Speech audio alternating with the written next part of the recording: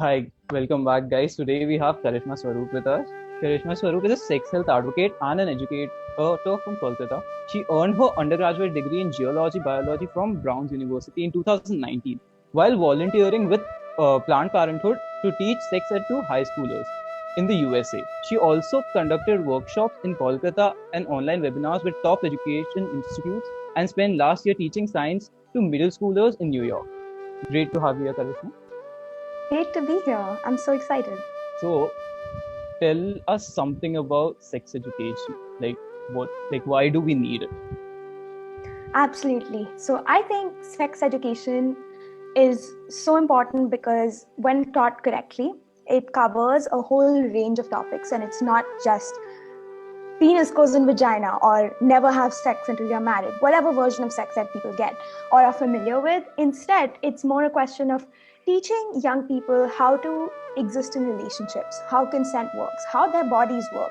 And young people, especially adolescents, people who are in their teens, their bodies go through a lot of changes. So, grappling with those things is really important through sex ed in a formal setting that is inclusive, that takes into consideration different people's gender identities, sexual orientations, and the different backgrounds that they come from.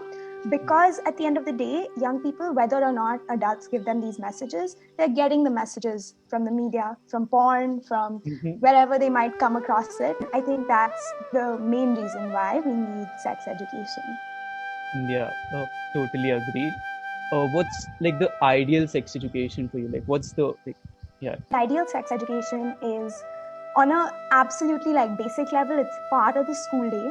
It's not something that students have to go out and seek out like you and your team are doing. It's something that is just part of school. It's totally a normal part of the curriculum. It's a mandatory part of the curriculum. It's not some one-time workshop and it's done. No, but it's like actually something that is regular and builds on itself and age appropriate. It's evidence-based, so based in science. And it is inclusive. The best kind of sex education teaches all of that stuff. You mentioned porn, like how teenagers seek sex education through porn. So, like, explain. Can you go a little Yeah. in depth in that? The average age that a young person watches porn is 11. And Wow. I think that they've done some studies around, for girls it might be 13. I remember average being 11 means there are people watching it younger, there are people watching it older. And yeah, so porn is something that has become a source of sex ed in the absence of everything else. Because why young people might come across it, or they might seek it out, a friend might show them, whatever it may be. If that is the only narrative that is easily accessible, it becomes what people start to think sex is. Like, what kind of impact does that plays on a young person's mind? It's really complicated. I would say it starts with the fact that what I just said, like in the absence of other messaging, that becomes the only voice. That's the only story being told, right? And why is that problematic? It's kind of like saying, okay, if the only idea you ever have of what a family looks like comes from a Sas Bahu serial, it's going to be very different from what your family might look like, or the diversity of families that exist out there. The same way porn is made for entertainment. It's paid actors. They are actors, they are filming for camera angles. That basic thing, just the camera angles alone constrains what sex looks like, because it needs to be captured by the camera angles, right? That's one thing. The second thing is, just like how in Bollywood, most of the bodies you look at are the same. Priyanka Chopra, Kareena Kapoor, everyone has flat stomachs, super skinny bodies, like everyone can do an item song. And the same way porn has a really specific body type that is the most common, which is, I would say, often really skinny, large breasts, large butts, large penises, muscular for some people. So all of these things lead to people believing that, oh my God, like this penis is 10 inches long, and a young person might see that, and that may be the only penis that person's ever seen outside of their own. and they might like develop serious insecurities around their body. And that's, I mean, not just applies to people with penises, it applies to everyone out there. So it comes both from this like literally size, but also how genitals look. Specifically, so I mentioned penis size already, but with vulvas, there's a huge problem because a lot of vulvas in porn all look exactly the same. They're all really light-skinned, pinkish, often like literally the labia looks the same between different people.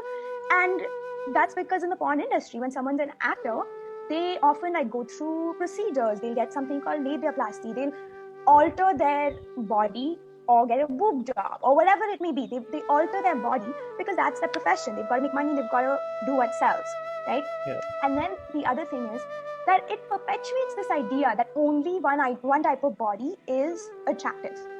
Yeah. And I'd say like this problem exists generally in media, but it becomes more pronounced in porn because it's a little more intimate because you don't see other versions of that anywhere. Yeah. And dare I say, it's like almost a white beauty standard, a Eurocentric beauty standard of like light skin, light hair even. And that's the other thing. Like, since I bring up race, there's this whole angle of race where like porn titles just fetishize. And they're like, tell me about it. Yeah, it's like Asian schoolgirl and Indian whatever. And right, and by naming races that are non-white, it sets the default as white. That's number one. And number two, it fetishizes all of these other races out there as like something exotic. People are no more than their race, or all like Asian, like it. Just to come up with a random example, this is not something that's true, but like porn can give someone the idea that like all Asian schoolgirls are really sexy and want to have sex with whoever or whatever, right? Like those are some stereotypes that it perpetuates, which are based in nothing very often.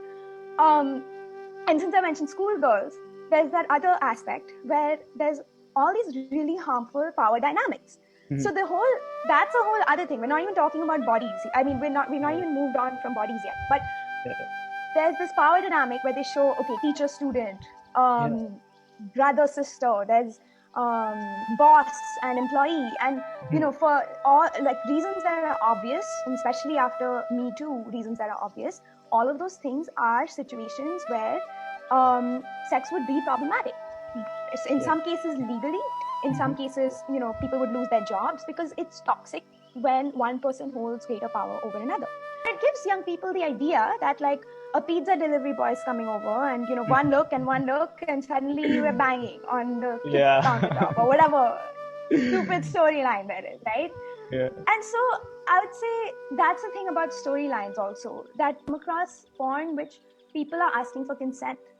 People don't ask for consent, assume consent exists, which for the actual humans who are acting, they've probably signed contracts. There's a lot of behind the scenes consent work happening. But on screen, especially for a young person who has never heard about consent, their parents are not talking about it, school's not talking about it, why would they think that these adults within this porn world are doing it when they're not even talking about it, right? It gives a very skewed perspective of what consent looks like, right? Yeah, I totally agree with everything. And the Saas Bahu wala serial wala point really well put together. That's not how sex works. That's not how it looks, and that's not how people look. Personal experience, if I like type something on like a porn website, so I'm gonna be defaultly shown a white person and a white woman and a white guy. So that's like just the way the thing you said about the default being the white person. Unless I explicitly type the race or something, I'm not going to be shown another like race person. I'm going to be shown a white person. So that just sets a beauty standard. Not even a beauty standard. A nudity standard. It is a beauty standard because it's like people think if someone is masturbating, looking at a certain set of images, they may not realize it in the moment, but it subconsciously becomes a preference. It's not. It didn't happen by accident. You weren't born preferring white people. There's just so much more media. There's something that sociologists call the male gaze. Have you heard of the male gaze? I think I have an idea of what that would be. Okay, so I mean, just in case someone is not familiar, the male gaze is basically, how you just named how white is the default? Porn most often says that the default viewer, or doesn't say it explicitly, but assumes that the default viewer is male. And so when the male gaze is applied, all sex that is shown on a TV screen is created for the male gaze. That means what? That For means satisfying that the guy. Right, for satisfying the guy. And so, like, for example, the sexual acts being shown on screen are like, oh, what's going to look more sexy if a guy was watching? And not, oh, there might be women watching. Which, by the way, if you look at the statistics, men and women, like, equally, almost, it's like 50-50 watch porn in India. So it's like really not unheard of, or like there's a huge disparity or something. And again, that becomes problematic. Why? So I'll give you one example. There's the default that sex is penetrative sex, okay? But Yeah. the main pleasure for a person with a vulva comes from the stimulation of the clitoris, not from penetration. And in porn, there's very little stimulation of the clitoris. There's a lot more focus on penetration a lot of times. Or they'll show a woman or someone with a vulva giving head or going down on someone with a penis, but the person with the penis doesn't reciprocate the same way. Or if they do reciprocate, it's like the camera is still angled in a way that like makes the woman look hot, as opposed to like making the situation look appealing for someone else. And this permeates into like porn, that talks about solo sex. So if say a person with a vulva is like, hey, I want to check out porn to learn how to masturbate, they're going to be seriously misled. Why? Because most of the porn out there of people with vulvas masturbating is designed to look sexy to men. It's not designed to create pleasure for the female actor or for the person with the vulva, right? And same with lesbian porn as well. It's like created to look hot for men and less to create like pleasure for the women involved. Because in porn, if someone has grown up seeing that he can push a woman's head down and pull her hair and expect her to give him head, then those are going to be things that he expects in his relationships, because that's what he saw in porn, right? That's just like one random example. Which is not to say if someone enjoys those things, fine, sure, go for it. And if the partner also enjoys those things, fine, go for it. But that's not the only type of pleasure out there.